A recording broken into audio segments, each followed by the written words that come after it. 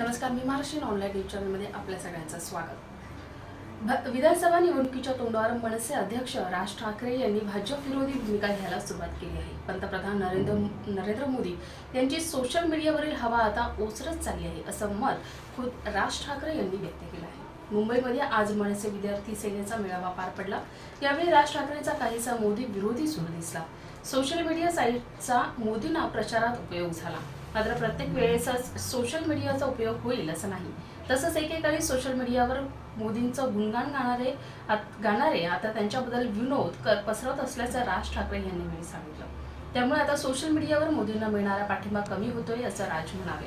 दरम्यान या मेळाव्याला राज ठाकरे यांचा मुलगा अमित ठाकरेही उपस्थित होता, पण अमित ठाकरेला राजकारणात उतरवण्याच्या बाबत प्रश्नावर त्यांनी मौन बाळगलं।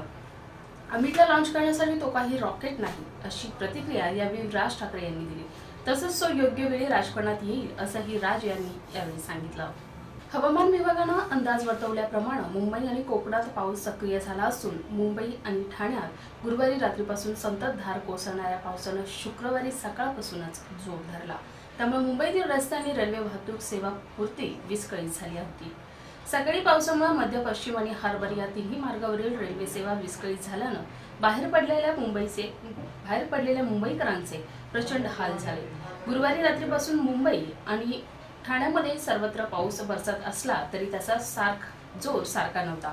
मात्र शुक्रवारी सकाळी पावसाच्या सरींनी जोर धरल्यानं मुंबईतील सकल भाग जलमय झाले। मुंबई शहरात विशेष करून दक्षिण मुंबईत रात्रीपासून जोरदार पाऊस सुरू झाला। पावसामुळे स्कूल बस असोसिएशननं स्कूल बस न चालवण्याचा निर्णय घेतल्यानं काही शाळांनी खबरदारीचा उपाय म्हणून सुट्टी जाहीर केली।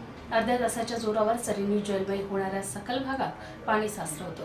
हिंदमाता, एल्फिस्टन रोड, दादर गोखले रोड, सायन पश्चिम, Dadar TT, Mahim church, Marve road, P D'Mello road या सकल भागात पाणी साचलं होतं। रस्त्यावर पाणी साचल्यामुळे पश्चिम द्रुतगती मार्गावर वाहतुकीचा वेग मंदावला होता। मुंबईच्या दिशेने येणाऱ्या गाड्यांच्या लांब रांगा लागल्या होत्या। शुक्रवारी सकाळपासूनच वरुण राजा मुंबईवर मेहरबान झाला, त्यामुळे दिवसभर मुंबईच्या अनेक भागात पूरस्थिती असल्याचं जाणवत होतं।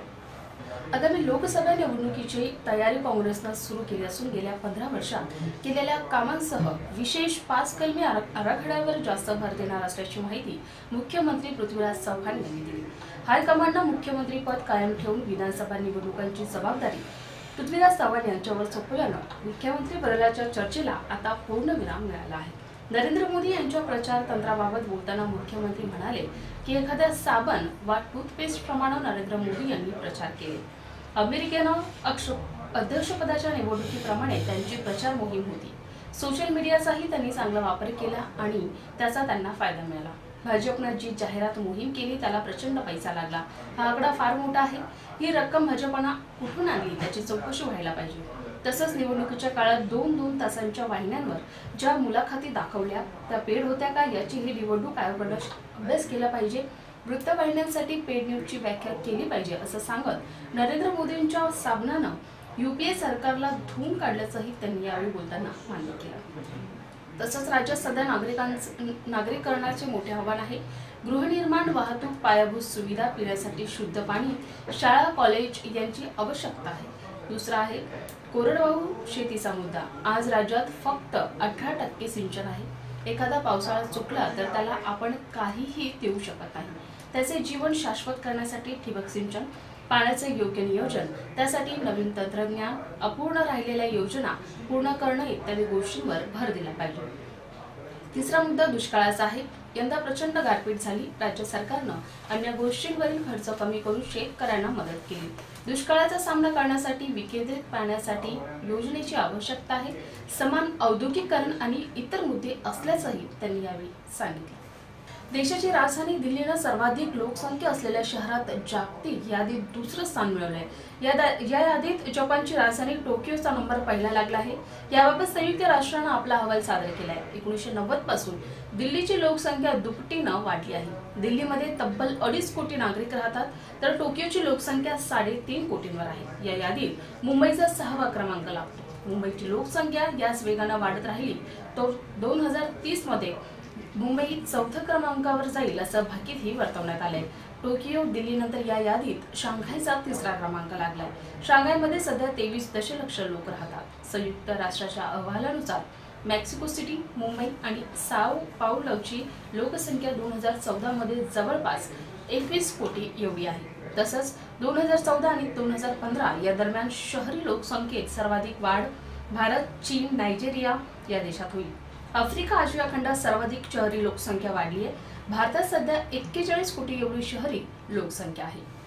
ज्येष्ठ पत्रकार जहांगीर पोचा यांचं गुडगावमध्ये निधन झालं. हृदयविकाराच्या झटक्यानं आज सकाळी पोचा यांचं निधन झालं. जहांगीर पोचा हे न्यूज एक्स या वृत्तवाहिनीचे एडिटर इन चीफ होते. जहांगीर पोचा हे ईडी मीडिया प्रायव्हेट लिमिटेडचे सहसंस्थापकही होते. न्यूज एक्स ही याच कंपनीची वृत्तवाहिनी आहे. यापूर्वी ते बिझनेस वर्ल्डचे संपादक होते. 2003 ते 2007 पर्यंत पोचा हे बोस्टन ग्लोबलचे एशिया करस्पॉन्डंटही होते. जहांगीर पोचा यांचा जन्म मुंबईमध्ये झाला होता.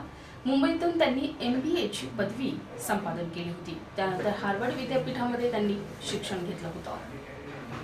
आपल्या काही सूचना अथवा समस्या असल्यास आम्हाला या पत्त्यावर संपर्क साधावा. आमचा पत्ता B24 Mahavir market, sector 18, Vashi, Navi Mumbai. उद्या पुन्हा भेटू विशेष घडामोडीसह. तोपर्यंत